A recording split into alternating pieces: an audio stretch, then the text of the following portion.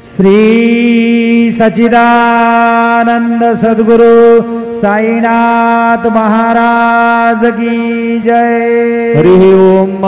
वनस्पतिरसोद्भूतो गंडाढ्यो गंध उत्तमः आग्रेय सर्वदेवानां धूपोऽयं प्रतिगृह्यताम्। धूपमाघ्रापयामि साज्जंजवर्ति संयुक्तं वन्दिना योजितं मया। दीपं गृहाण देवेश त्रैलोक्यतिमिरापः।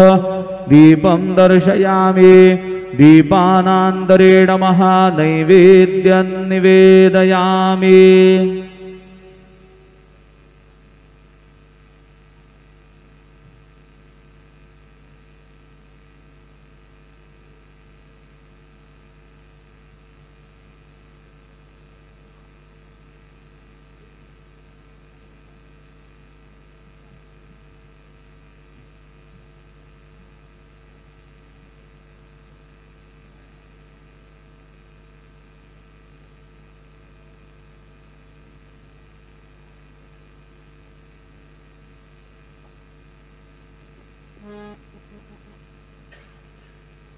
प्राणदा अपानदा व्यानदावर्चोदावरिबोधाः अन्यांस्ते अस्मत्तपन्तु हेतयः।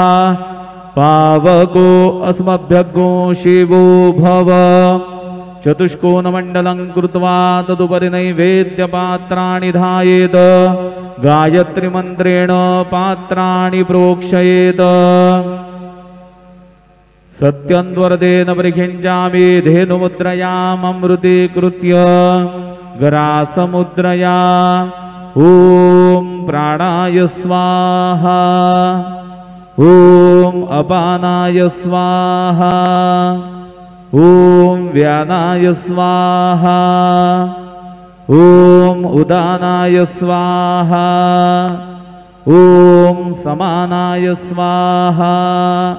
ॐ ब्रह्मणे नमः।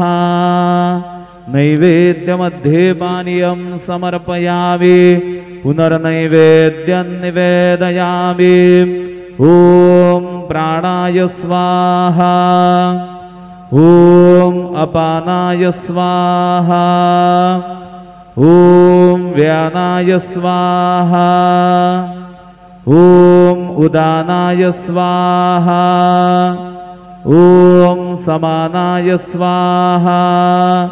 ॐ ब्रह्मणे नमः।